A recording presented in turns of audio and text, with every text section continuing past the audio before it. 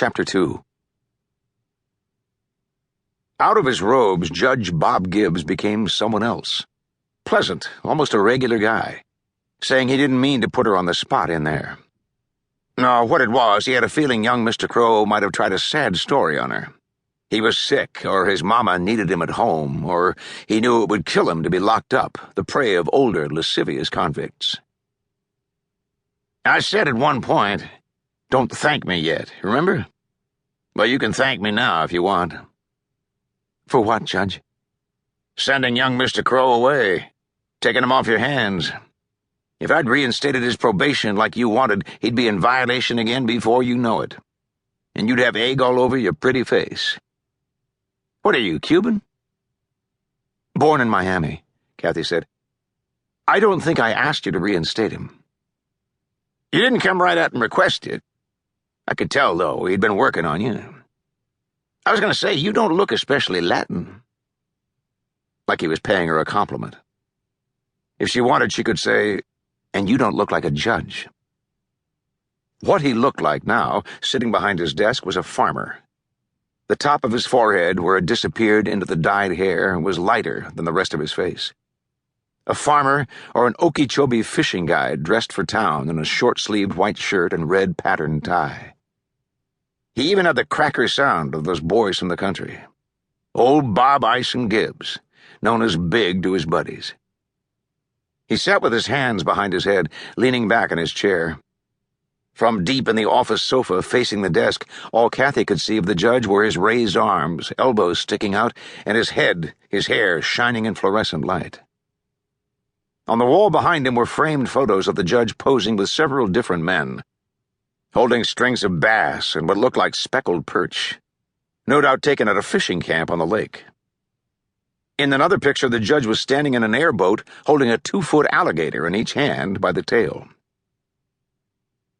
"Don't feel sorry for him. He was due," Bob Gibbs said. "Being a crow.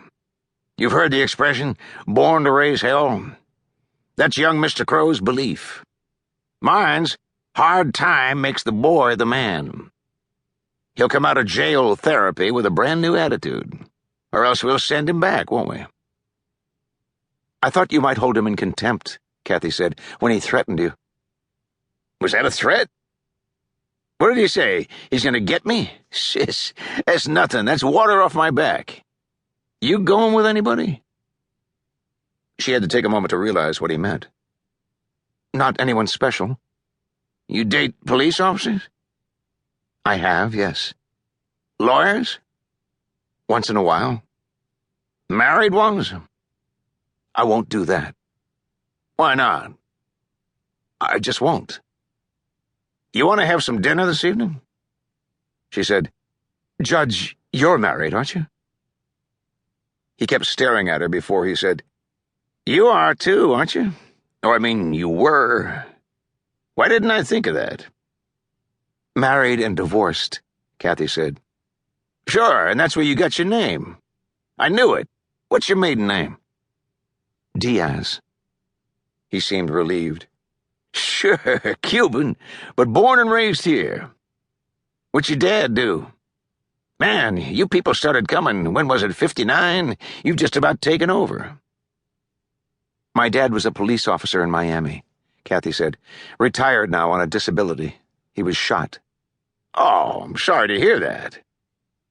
"My 2 brothers are cops also, in Miami. One with DEA, the other Metro-Dade. My sister's married to an assistant state attorney." And here you are, a probation officer. I'd call that a law enforcement family. How long you been with corrections? Almost 2 years. I went to Florida Atlantic. Got married when you were in school? After I got out. While I was working in screening at South County Mental Health. That seemed to interest him, the way his eyebrows went up. I was working on my master's in psychology, but changed my mind. Those 70-hour weeks were too much. So you're familiar with mental patients, how they act? At South County, we had consumers. They're not patients till they're admitted somewhere for treatment. Or we sent them to detox. Most of the ones we saw were on drugs or alcohol, or both.